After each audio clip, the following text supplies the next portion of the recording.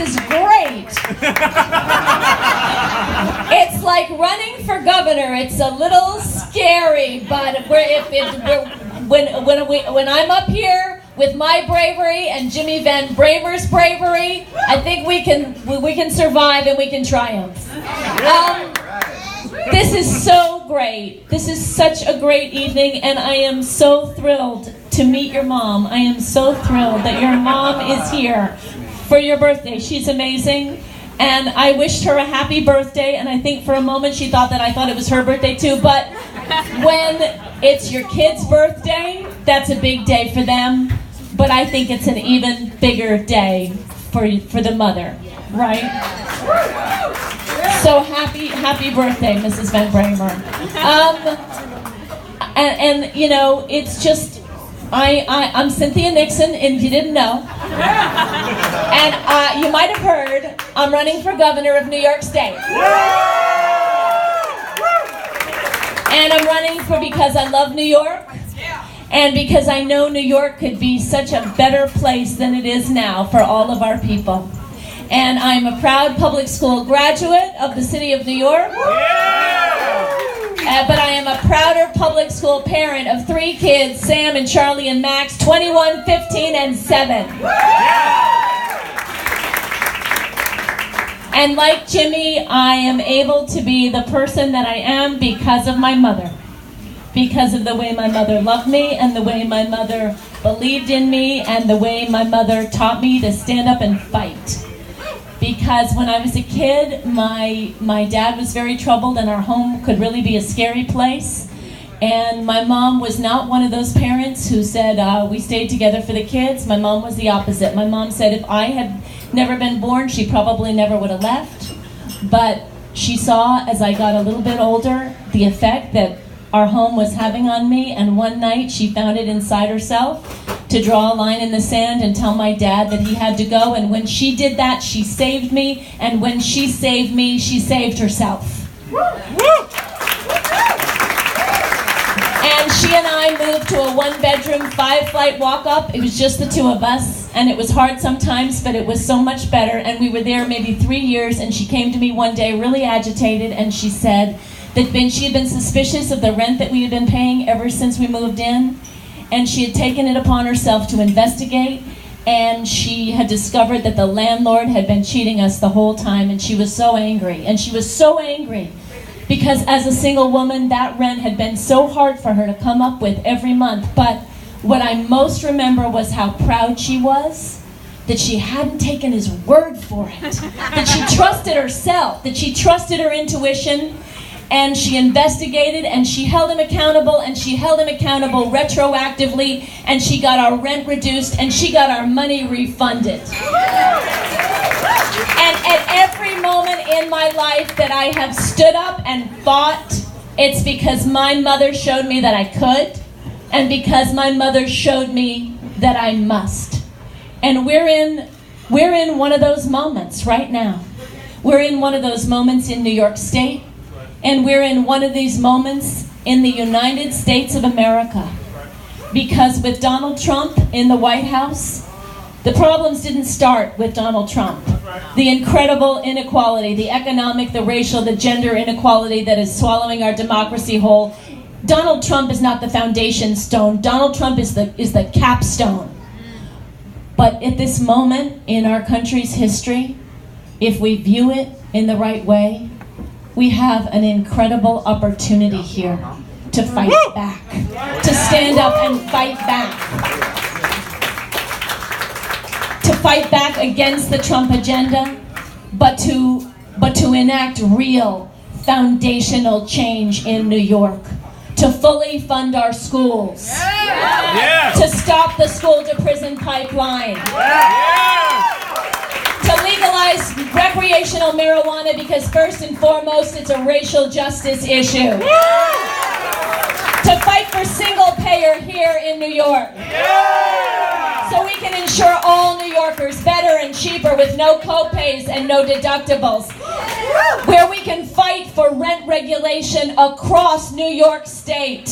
Where housing can be a human right.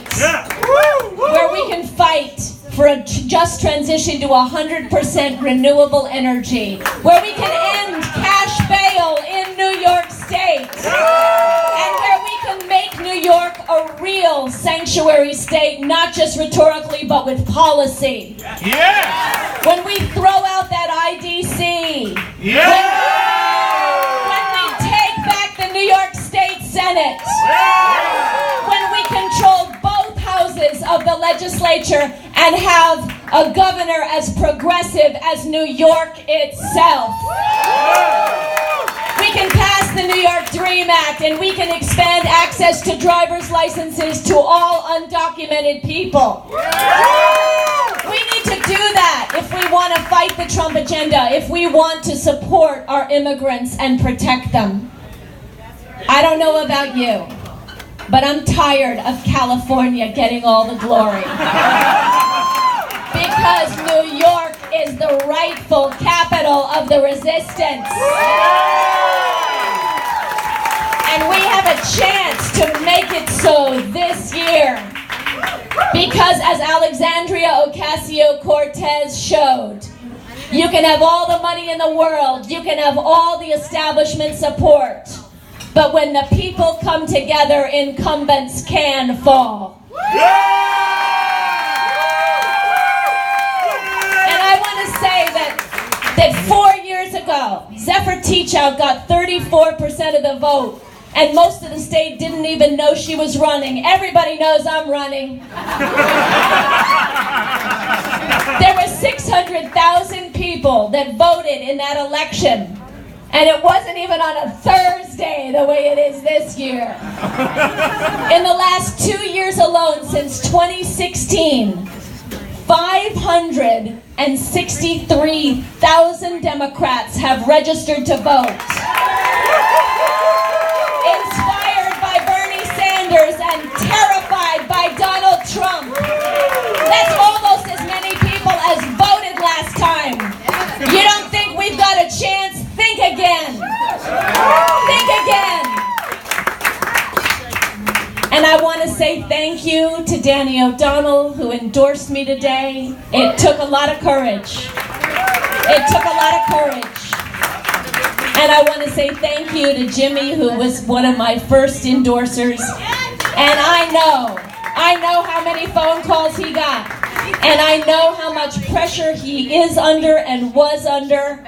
But he is a fighter. He is a progressive fighter whose first obligation is not to the political establishment, but it's to the people of New York. And Jimmy knows the moment we're in. Jimmy knows that we have a moment to enact real foundational change here in New York, that we have a chance to do what New Yorkers have always done, to come together and lead this nation in a better, more progressive, more just way. We have a chance to do that in 2018 if we come together. So I'll just say that we need to elect more Democrats this year. We need to take back Congress. But as Jumani said, any old blue just won't do. We need to elect not just more Democrats. We need to elect better Democrats.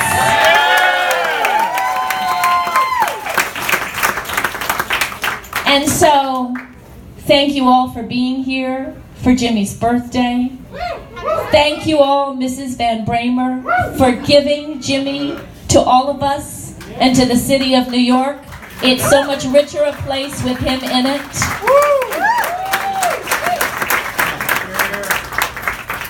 Jimmy loves the arts as I do. He loves libraries as I do. And as I do, he has a love-hate relationship with the number 7 train. But that doesn't mean he won't fight for it every day. Little more hate. But when I get into office and we rescue the New York City subway, that's going to turn to love. That's going to turn to love. And I'm far from Marilyn Monroe. But right now, Mr. Councilman, I'd like to sing you a little song. Happy birthday to you. Happy birthday to you. Happy birthday, Mr.